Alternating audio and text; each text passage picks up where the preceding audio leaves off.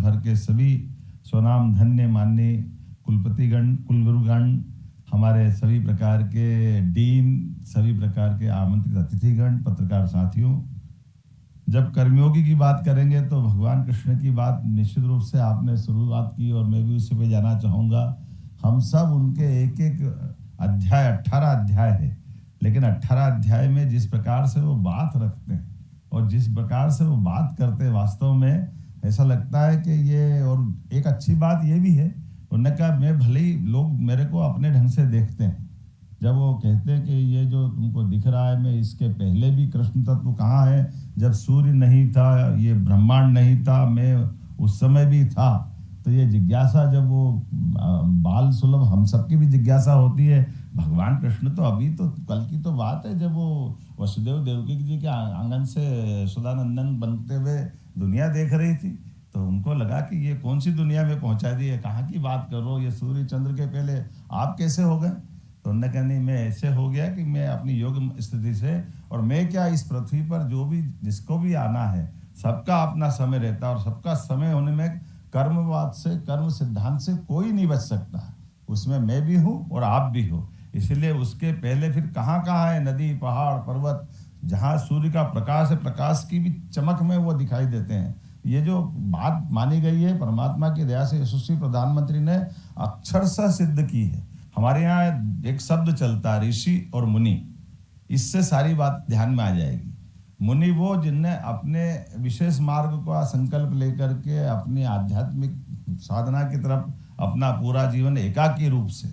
वो बजाय गृहस्थाश्रम में जाने के, वो अपनी उस तरह से आगे बढ़ते हैं। एक ऋषि परंपरा भी हमारे यहाँ, ऋषि गृहस्थ भी होते हैं, लेकिन ऋषि गृहस्थ होने के बाद में भी वो अपना पूरा जीवन समाज के लिए समर्पित कर देते हैं। न्यूनतम आवश्यकताओं के बलबूते पर वो अपनी सारी जिंदगी इस प्रकार से जीते हैं। ये इसी भाव को आगे बढ़ाकर, जिसको हम अलग अलग प्रकार से देखते हैं, कभी वो हमको वैज्ञानिक दिखाई देते हैं, कभी हमको आचार्य दिखाई देते हैं, कभी चिकित्सक दिखाई देते हैं, कभी शिक्षक दिखाई देते हैं। जो भी काम कर रहे हैं वो काम का खुद श्रेय नहीं लें। जिसको एक और गीता में बात समझाने का प्रयास किया कि कर्म, अकर्म और विकर्म।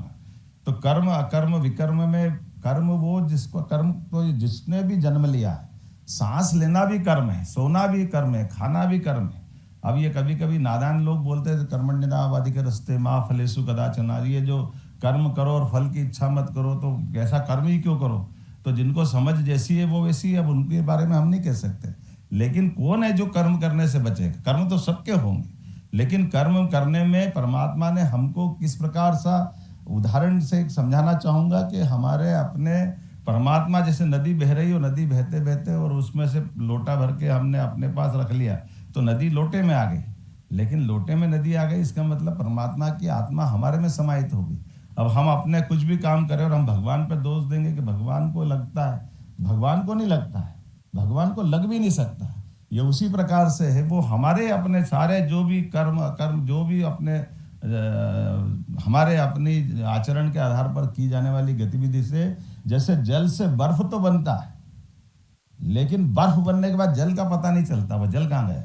फिर वापस बर्फ पिघलेगा तो जल बनेगा। वो जो जल और बर्फ के उदाहरण से हमको समझ में आएगा, परमात्मा हमारे बीच में आ गए, लेकिन हम जैसे बर्फ बन करके वो हमारे अपने आप को कर्म पे डाल देते हैं। और स्वाभाविक रूप से जब मैं ये बात कर रहा हूँ तो हम अपने अपने कर्म से जिस स्थान पे हम जो पहुंच गए, उस काम को उतने आत्मीयता के साथ करें, तल्लीनता के साथ करें, आनंद के साथ करें। और आनंद के साथ करते तो करने वाले एक नहीं है, हर युग में, हर कल्प में, हर समय हमारे यहाँ इतनी गौरवशाली परंपरा है। आर्यभट्ट से लगा करके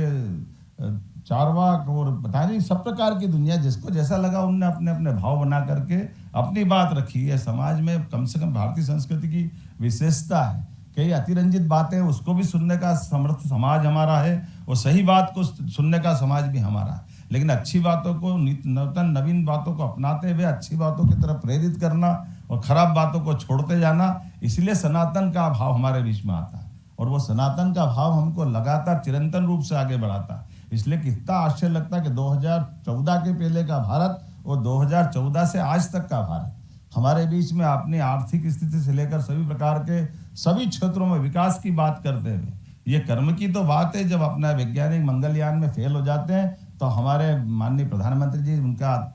एक तरह से हिम्मत बढ़ाने के लिए आगे बढ़ते कि जाओ आगे बढ़ो, चिंता मत करो, फिर प्रयास करना। ये कर्मवाद के सिद्धांत की तो बात करते हैं। ये कितना अच्छा लगता है कि हमारी खिलाड़ी कोई कारण से मेडल के लिए उसका वजन कम ज़्यादा हो जाता, कोई बात नहीं बच्ची, चलो आगे मेहनत करना, फिर आपको बढ़ाएंगे। तो ये जो लगातार कर्मयोग की जो बात कही गई है, खास करके इसमें जो अंदर का भाव है, तो निष्काम भाव से, अहंकार रहित होकर के, निस्वार्थ भाव से हमारे बीच में कर्तव्य और ईमानदारी से निष्ठा के साथ काम करने की, कर्मयोग के माध्यम से केवल कर्मचारी अधिकारी वाला भाव नहीं हो, सच्चे अर्थों में कर्म में डूब करके हमारे काम के आधार पर अपने जीवन को भी सफल करना और उसका राष्ट्र के साथ, राज्य के साथ तालमेल करना, तादात्म्य करना। इसलिए कदम कदम पे हमारी संस्कृति केवल स्वार्थ की नहीं, हमारी संस्कृति में हर बार उसी प्रकार से देखा गया है। जब बहुजन हिताय बहुजन सुखाय की बात करते तो ये संयुक्त राष्ट्र संघ तो अब बना, इसको तो हम प्रारंभ से करते आ रहे हैं। इसी प्रकार से हम कितनी प्रकार एक नहीं अनेक बार विश्व का कल्याण की बात करते रहते हैं, मानवता की बात करते रहते हैं। इसलिए हमारे यहाँ के विश्वविद्यालय भी तक्षशिला, नालंदा,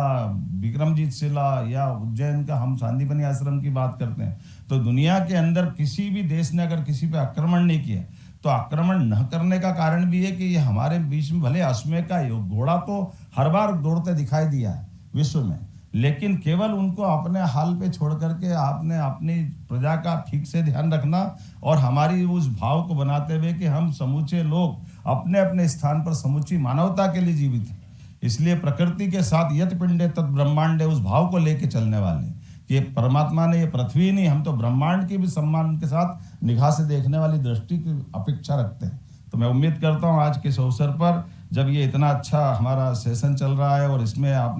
मैं धन्यवाद देना चाहूँगा मध्य प्रदेश को लीड लेने की बात कही, तो हमने कहा ही है कि हम तो कान्हा को लेके चलने वाले लोग हैं, तो हम उनको कैसे भूल सकते हैं जब उनने बीज मंत्र यहाँ से दिया है। उसी भाव को तो बढ़ाने की जरूरत है। तो मैं मान के चलता हूँ कि इसके लिए भी मिशन कर्मयोगी के लिए एक राष्ट्रीय स्तर पर आप कुछ विद्वान दे देना, हम एक कमेटी बनाने की घोषणा करते ताकि ठीक से इसका क्रियान्वयन किस प्रकार से हो, इस भाव को भी रखेंगे। और जैसा कि कहा गया, अभी हमारे उच्च शिक्षा मंत्री ने अपने मनोभावना व्यक्त की है।